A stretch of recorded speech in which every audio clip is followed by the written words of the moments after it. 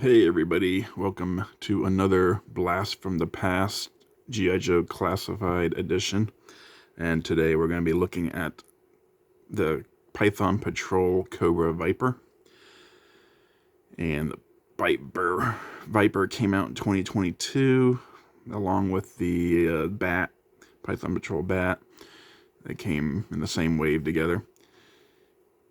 And this was a repaint of the Cobra Island Viper that a lot of people had trouble getting, so this was a first opportunity for some people to get their hands on a Viper, even if it wasn't the traditional black and blue and red colors that people associate with the Viper normally. They would release a 3-pack later, but the colors were a little bit different on that compared to the Cobra Island Viper. But it did come with a repainted Viper officer, so that was kind of cool. We will take a look at that at some other point, but it's further in the future. Right now, I'm going in numerical order, basically. Only skipping over the ones I've already done. So, we're at the Viper now, and we're going to take a look at the Viper today. As you can see, he's boxed up because, as I've said in previous videos, I only keep a single individual out on the shelf at the moment due to space issues. But once I have more room, I'll unbox them all. I'll have Python Patrol in their own little section fighting against Tiger Force. That's the plan anyway. So, looking over the box, it's got the same Viper artwork that the original Cobra Island version had. It's just painted in Python Patrol colors, obviously. You can see the Python Patrol logo in the back. Cobra Viper. This is number 42 in the line. So, the Python Patrol Cobra Viper is the answer to everything. Just for you Hitchhiker's Guide to the Galaxy fans. Get this figure and you got the answer to everything. Everything in life. There's a legalese on the bottom. 42 again. The file card, basically, and the basic file card info. And artwork on the side here. I'm not sure. I can't remember if this is the same as the original Viper. I'm going to guess it is.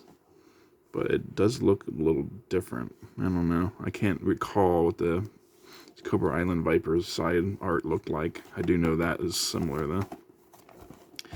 And then on the back, you got this map again, just jungle that the Python Patrol operates in, and the Tiger Force is going after them. And more legalese on the bottom. This looks the same as the Bats, I believe. I remember that hut and that guard tower there.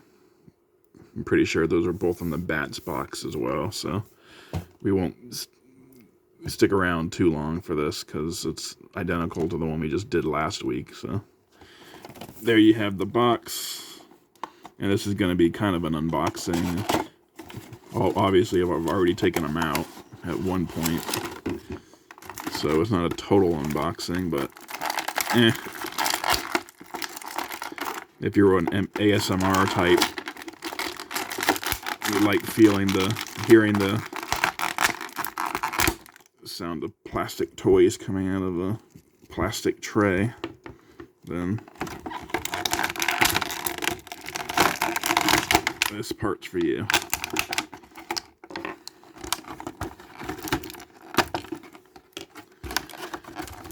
I'm pretty sure he comes with all the same stuff as the OG Viper, unlike the Bat, which was missing the alt head and chest piece. But the Viper looks like he comes with all the same stuff the Cobra Island one did. So that's good. Tray empty. And now we can look at the figure. There we go. Alright. Forgot to dust them off before I put them back in the box.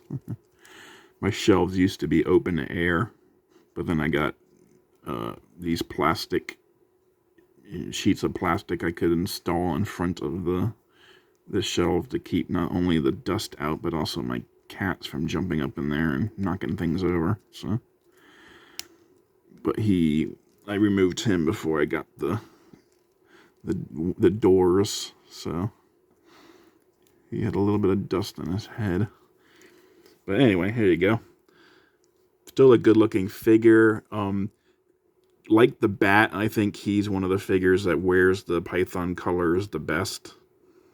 Him and the bat would definitely look the best. The worst is probably the officer with that like Christmas sweater looking Pythonization on his chest area, and the Crimson Guard with like more like the mustard guard, mostly yellow rather than crimson. But yeah, he definitely looks like one of the best in the Python gear. Copperhead's not bad either. I'll give him. He's probably in the middle along with the Python Trooper, and then the Tele-Viper and the Crimson Guard are on the end with the Cobra Officer being the worst of the bunch. So basically the same figure as the Cobra Island Viper, just different colors. So all the same stuff, same boot design, same legs, same grenades on his vest, Cobra symbol, just different colors, as like I said before. There are overlays, this holster on his leg, the vest, the belt here is actually attached to the bottom of the vest. It's not a separate piece. So that's all one whole piece there. And these wrist guards here can be removed. People have done it to make him look more like the original A Real American Hero figure from the 80s. But it requires heat. They don't just slide off. You gotta heat them up and get them nice and pliable, and then you can work them off. There is a wrist piece here that looks loose, especially on this side. But I might have been mistaken. No, that doesn't come off. That's glued on. But yeah, these wouldn't technically call them an overlay because they're glued on. To me, an overlay means something that's like loose on the figure.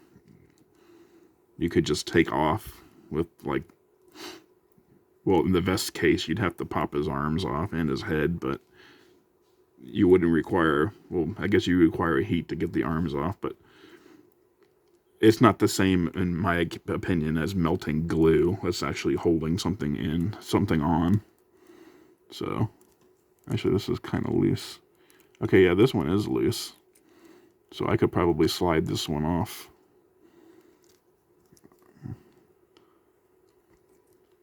Right, the glue's melted or loosened up on this one. I did not do that myself. It did that on its own. Oh well. Some people remove them, like I said, to make them look more like the 80s figure. I'm not as fussy about that, so I left them as is. Alright, going over articulation. His head has the nice ball and hinge, which is good. You get more range of movement out of it, but you're not going to get too much because of the vest. But he can look down that far, and he can look up about that far. Of course, in both cases, his helmet hits the vest before he can get too much more out of it.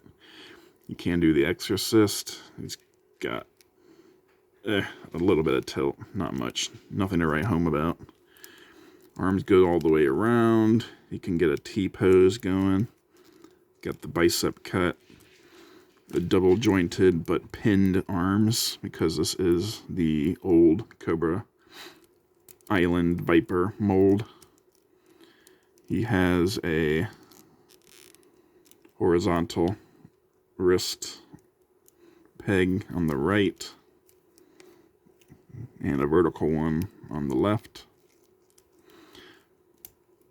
Definitely has an ab crunch, because most of the male figures do.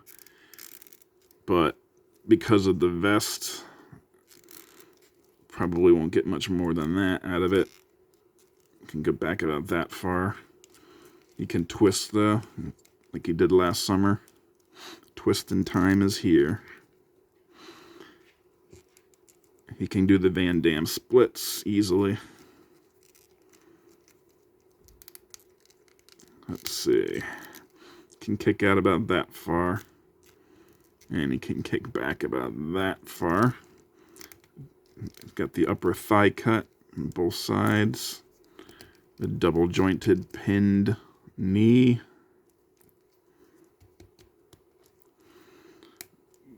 Boot cut. His foot can go back about that far. Can go forward about that far. It does have the rocker and the peg holes on the bottom. Accessory wise, he comes with one of my least favorite accessories in the line. These stupid goggles. It's a nice enough sculpt, you know, it's got nice black with the red lenses, but it doesn't fit very well over their head. I would much rather have them had been sculpted in. To me, the only reason to make an accessory loose in this regard is if you're planning on reusing the helmet sculpt for something else and you didn't want to sculpt the goggles in. But this is the only figure that uses this helmet sculpt. So there's literally no reason to not have sculpted the goggles in. You can't put them on the figure's face because, well, one, he doesn't have a alternate head, and two, the strap will break if you try to pull it down further over the eye mask, the eyes, or the face mask rather. And why would he need goggles if he's already got a face mask anyway? A lot of people have asked that question, is why the Viper has goggles when he has a face mask. Now, it makes sense that if his mask gets breached, he can use the goggles if he has to take his helmet off. But, I mean, in a situation like that, you'd think the goggles, he would keep them in the backpack, right? Instead of on top of his helmet like that. But, it is what it is. Still, I don't like them being loose because they don't serve any purpose except to frustrate you trying to get him on his head. Although I seem to have done a pretty good job this time around. They look pretty secure on there. But yeah, they don't have any play value, basically. You can't use them for anything. They're just decorative. So there's no point in not sculpting them into the helmet, or at least gluing them in place, like the gauntlets. But anyway, he does come with the backpack I just showed you. Same as the other Viper, except the grenades are painted yellow on this one instead of red like they were on the other one. Still got that nice Cobra emblem, red one, in the middle there. And of course that pegs into his back, nice and easy. He comes with the classic but terrible pistol. I say classic because this is the one that came with like the first several waves of figures before they started giving them pistols with peg holes in them to provide for future blast effects. They didn't consider that in the beginning, I guess. Either didn't think about making blast effects, but they didn't think about making blast effects for pistols. But in any case, this is the same one we've seen so many times before. And it goes right in his holster. It slides in easily enough. And then he comes with this Nerf gun looking thing. I really wish they would have given us a gun that looked similar to the one the original came with, but they didn't do that. Instead, they gave us this crap.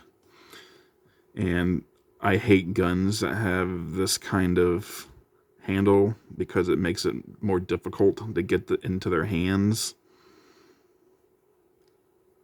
especially when the fingers aren't very pliable. Like if the fingers are really tight and hard plastic, it's even more difficult to get their hands around the grip like that. This gun doesn't look bad. I mean, it's a nice futuristic looking design, but it's just not what I would have wanted for the Viper. Like I said, I would have preferred he come with the gun he originally came with, which was 40 years old, but even by today's standard, it still looks kind of futuristic. I don't think that gun exists in any other form. And of course, it also comes with a removable magazine.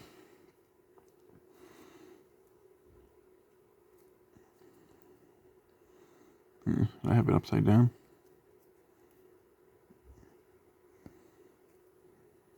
It's just not fitting in the hole. That's what she said. There we go. All right. After some fidgeting, it goes in eventually. And of course, he can put that in his hand. Let's see how easily I can get it in. What I try to do is I try to slide it in this way, because it's easier just to slide it past the thumb like that, and then you kind of twist it. Even then, the grip is kind of small, so his whole hand doesn't really fit on it. So that's another thing wrong with the gun. The Viper 3-pack that we get later on with the officer comes with some much better guns. They did give us some of these again, but they also gave us a few other guns that are a lot better. So I was happy to see that. I would give him a gun from the Valiverse packs I have, but there's nothing there that I think would really look decent with the Vipers. So I'll just let him stick with that for now. Maybe when I put him in a Python Patrol diorama, I'll give him a different weapon then. But until then, I'll just leave him as is, especially since I'm putting him back in storage after this video. But that's the Python Patrol Viper. I said I was going to do Dr. Mindbender next week, but I think I might put that off a little bit longer because I got so much stuff to get through. So I'm thinking I just keep getting more stuff. I'm getting more stuff every week than I'm reviewing, because I'm only doing 3 videos a week, and one of them is a blast from the past video of figures I've had for years, a couple of years now. So that's not helping me get through things quicker. So I'm going to put Blast from the Past on pause for a few months so I can get through all the stuff I have. So I can do 3 videos per week of like newer. Well, some of it is older, but I just got it, so it's new to me. So I can do 3 videos a week of the newer stuff just to get it out of my living room.